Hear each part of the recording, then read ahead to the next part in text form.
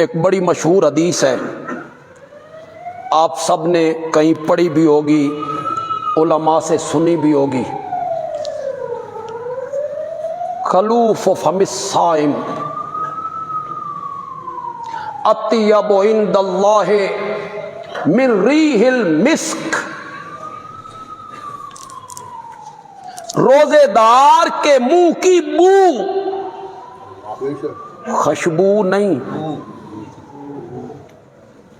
وہ جو خلوب معدے کی وجہ سے ہوتی ہے۔ پچھلے ٹائم جب معدہ خالی ہوا نا تو معدے سے ایک بو اٹھی، وہ منہ میں آئی۔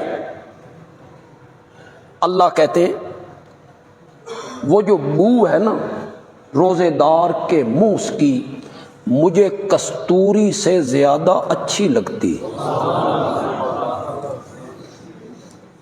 اطیب عند اللہ من ریح المسک۔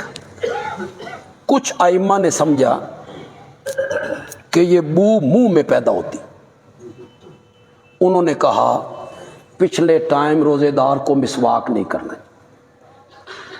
کہ مسواک کرنے سے بو زائل ہو جائے گی اور اللہ کو یہ بو کیا ہے، پسند۔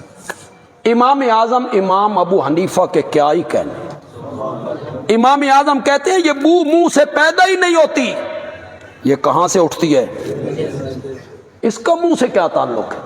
لہذا روزے دار جب چاہے مسواک کرے، کوئی منع نہیں۔ یہ خلوب معدے کی وجہ سے معدہ خالی ہوا اور وہاں سے بو اٹھی، منہ میں آئی۔ اللہ کہتے ہیں وہ جو بو ہے نا وہ مجھے کستوری سے زیادہ اچھی لگتی۔ بہت سارے مفہوم علماء نے بیان کیے۔ قیامت کے دن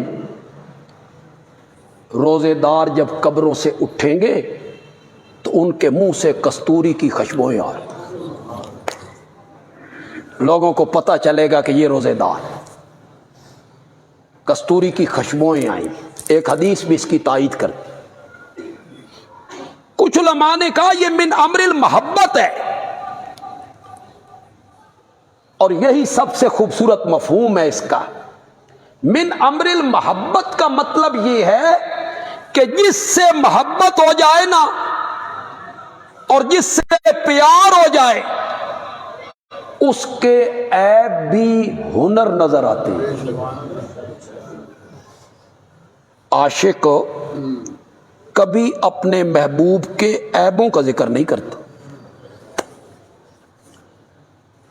اس کے عیب بھی اسے کیا لگتے ہیں، ہنر لگتے، اچھے لگتے ہیں۔